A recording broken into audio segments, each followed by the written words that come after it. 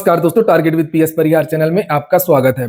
सुबह के इस वीडियो में ऐसी सूचनाएं होती हैं जो विभिन्न समाचार पत्रों पर छपी होती हैं और विद्यार्थियों के लिए आवश्यक होती हैं। तो आइए शुरू करते हैं और देख लेते हैं कि आज के समाचार पत्रों में विद्यार्थी जीवन से संबंधित कौन कौन सी सूचनाएं हैं। तो वीडियो को जल्दी से लाइक कर दें, शेयर कर दें और जिन छात्रों ने चैनल को अभी भी सब्सक्राइब न किया हो तो जल्दी से सब्सक्राइब कर लें ताकि आप लोगों को इसी प्रकार की ऑथेंटिक अपडेट से सबसे पहले मिलती रहें। आगे बढ़ने से पहले एक सूचना है उन विद्यार्थियों के लिए जो विद्यार्थी सुपर टेट की तैयारी कर रहे हैं। वे सभी व्यक्ति चक्षु प्रकाशन की इस बेस्ट बुक को ले सकते हैं जिसे आप लोग यहाँ पर देख रहे हैं। ये स्टडी गाइड है, इसमें सारा का सारा जो सिलेबस है सुपर टेट का वो कवर किया गया है, चाहे वो बाल मनोविज्ञान हो, जीवन कौशल हो, हिंदी संस्कृत अंग्रेजी भाषा हो, गणित एवं तार्किक ज्ञान हो या पर्यावरण हो। इसमें जिस प्रकार के प्रश्न सुपर टेट में पूछे जाते हैं उस तरीके के लगभग 5000 से ज्यादा प्रश्न मिल जाएंगे और उनकी पूरी विस्तृत व्याख्या मिल जाएगी। इसी पुस्तक में आप लोगों को 2 सॉल्व पेपर भी मिल जाएंगे। सभी कॉपी किताबों की दुकानों में चक्षु प्रकाशन की ये बेस्ट बुक आपको मिल जाएगी और अगर आप लोग ऑनलाइन मंगवाना चाहते हैं तो उसकी लिंक मैंने डिस्क्रिप्शन बॉक्स और कमेंट बॉक्स दोनों जगह उपलब्ध करा दी है।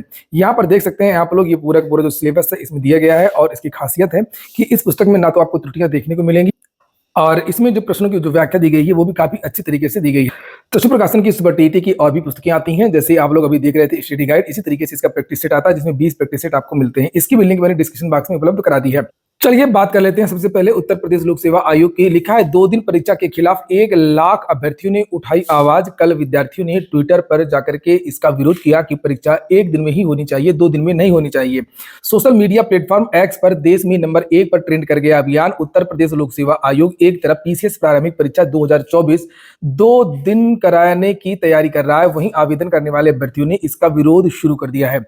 ऐसा शायद पहली बार हुआ काफी दिनों से जो कि मैंने देखा है कि पीसीएस या यूपीपीएससी के मुद्दे को लेकर के ट्विटर पर कोई अभियान नंबर 1 पर गया है। नहीं तो कभी या तो ट्रेंड ही नहीं कर पाता है या तो बहुत ही निचले पायदान पर रहता है। और कल ऐसा पहली बार हुआ कि लगभग 4-5 घंटे तक ये नंबर 1 पर रहा और शाम तक ये चौथे 5वें पायदान पर रहा। इसका मतलब है कि ज्यादातर विद्यार्थी यही चाहते हैं कि परीक्षा में नॉर्मलाइजेशन ना लागू हो, मानकीकरण ना हो और परीक्षा एक ही दिन में हो। लिखा पर्याप्त संख्या में परीक्षा केंद्र उपलब्ध न होने के कारण आयोग ने 7 एवं 8 दिसंबर को पीसीएस प्रारंभिक परीक्षा कराने की तैयारी की है। इसके लिए तकरीबन 50 जिलाधिकारियों से 17 अक्टूबर तक परीक्षा केंद्रों की लिस्ट मांगी है। परीक्षा 7 एवं 8 दिसंबर को सुबह 9:30 से लेकर के 11:30 और अपराह्न 2:30 से लेकर के 4:30 बजे तक कराए जाने की तैयारी है। इससे पूर्व आयोग एक ही दिन में 2 सत्रों में परीक्षा करा लेता था। शासन की ओर से नई गाइडलाइन जारी होने के बाद केंद्र निर्धारण के नियम काफी सख्त कर दिए गए हैं और निजी स्कूल कॉलेजों को केंद्र बनाने पर अब रोक लगा दी गई है। पीसीएस 2024 के तहत 220 पदों के लिए 5,76,154 अभ्यर्थियों ने आवेदन किए हैं। 2 दिन परीक्षा कराए जाने पर इनमें से आधे अभ्यर्थी पहले दिन की 2 पालियों में और बाकी के आधे अभ्यर्थी दूसरे दिन की 2 पालियों में परीक्षा देंगे। ऐसा पहली बार होगा कि पीसीएस के लिए आवेदन करने वाले अभ्यर्थियों को अलग अलग दिनों में परीक्षा देनी होगी और ऐसे में एक समान मूल्यांकन पर सवाल उठने लाजमी है। अभ्यर्थियों का कहना है कि एक समान मूल्यांकन के लिए अगर नॉर्मलाइजेशन की व्यवस्था लागू की जाती है तो इसकी आड़ में गड़बड़ी की आशंका बनी रहेगी। पीसीएस प्रारंभिक परीक्षा में वस्तुनिष्ठ प्रकार के सवाल पूछे जाते हैं और प्रश्न के सही उत्तर पर इसके निर्धारित अंक पूरे मिलते हैं। तो अभियान तो कल रहा ट्विटर पर और जानकारी मिल रही है कि आज उत्तर प्रदेश लोक सेवा आयोग में विद्यार्थी पहुंचेंगे, वहां पर ज्ञापन देंगे और अपना विरोध भी दर्ज करवाएंगे। अगली जो सूचना है वो एडेड जूनियर हाई स्कूल की है। लिखा बिना शिक्षक के चल रहे हैं 143 एडेड जूनियर हाई स्कूल।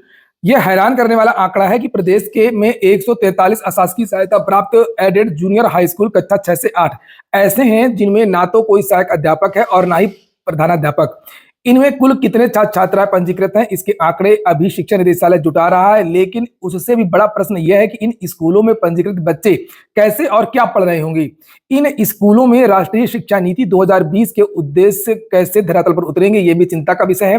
यहाँ यह जानना भी जरूरी है कि जो एनईपी लागू की जा रही है उसका उद्देश्य विद्यालयों में बच्चों को उच्च गुणवत्ता युक्त शिक्षा प्रदान करना है।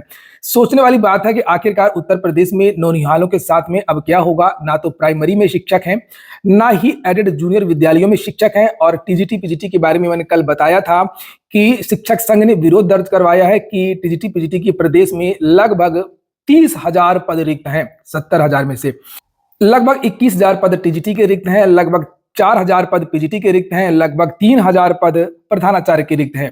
लिखा है कि एडेड जूनियर हाई स्कूलों में व्यवस्था सरकार ने बदल दी है। अब मैनेजमेंट भर्तियां कर नहीं सकता है और भर्ती करेगा आयोग, लेकिन आयोग भी भर्ती नहीं कर पा रहा है। इसको लेकर के 2021 में एक विज्ञापन भी आया था 1504 सहायक अध्यापकों का और 390 प्रधानाध्यापकों का, लेकिन वो भर्ती भी अभी भी लटकी हुई है, जिसको लेकर के आए दिन धरना प्रदर्शन होते रहते हैं, विद्यार्थी छात्रों से मिलते रहते हैं और इसको लेकर के आज भी एक धरना प्रदर्शन है जिसे आप लोग यहाँ पर देख सकते हैं। इसको लेकर के मैंने कल वीडियो भी बनाया था। आप लोग वीडियो को शेयर करेंगे नहीं, और ये जो चैनल है वो विद्यार्थी जीवन भर्तियों से संबंधित जानकारियां आपको देता है, जो कि ज्यादा महत्वपूर्ण है, लेकिन आप लोग इस चैनल को उस तरीके से सपोर्ट नहीं कर रहे हैं जिस तरीके से आपको सपोर्ट करना चाहिए।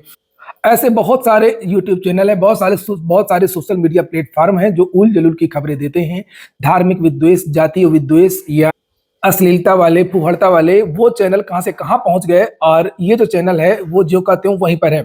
ऐसा नहीं है ये कि यही चैनल है। ज्यादातर लोग, जो लोग भी भर्तियों से संबंधित, रोजगार से संबंधित खबरें देते हैं, उनका यही हाल है। ऐसे ही एक पत्रकार है राजीव रंजन, इनको भी आपने देखा होगा, इनका भी एक यूट्यूब चैनल भी है और टीवी चैनल में तो ये आते ही हैं।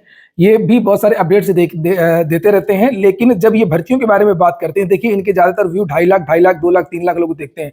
लेकिन कल इन्होंने भर्तियों को लेकर के एक अच्छा वीडियो बनाया और इसको केवल 23,000 लोगों ने देखा, और बाकी वीडियोस को आप देखेंगे तो लोग कितना देखते हैं ये देखिए। तो फिर आप शिकायत क्यों करते हैं कि जो मेन मीडिया है वो हमारी खबर नहीं दिखाता? अरे आप लोग खुद ही सपोर्ट नहीं करते मेन मीडिया को, ना तो आप शेयर करते हैं, ना लाइक करते हैं, और आप लोगों की खुद रुचि दूसरी रहती है, इसीलिए सरकार भी आपकी बातों पर रुचि नहीं लेती है। जानती है 20,000 वाले लोग हैं।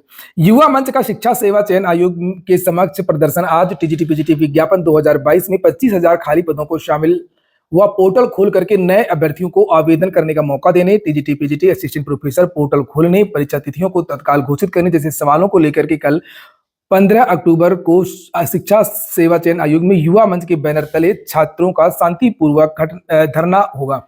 इसमें जीव विज्ञान 2011, कला 2016 के बच्चे साक्षात्कार कराने, प्रतीक्षा सूची जारी कराने, शिक्षा सेवा चयन आयोग की नियमावली में धारा 12, 18, 21 को जोड़ने जैसे सवालों को हल करने की मांग अध्यक्ष व सचिव से वार्ता में की जाएगी।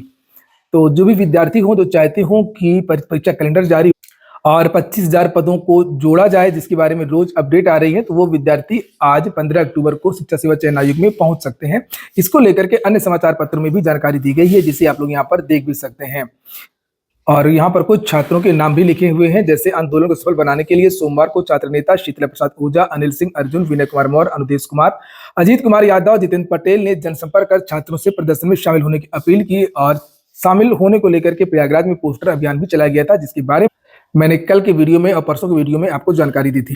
अगली जो सूचना है वो 69,000 शिक्षक भर्ती की है। आरक्षण को लेकर के मामला double bench, single bench, high court से होते हुए अब सुप्रीम कोर्ट आ गया है, और सुप्रीम कोर्ट में 23 तारीख को सुनवाई नहीं हो पाई थी। आज इसकी सुनवाई होनी है।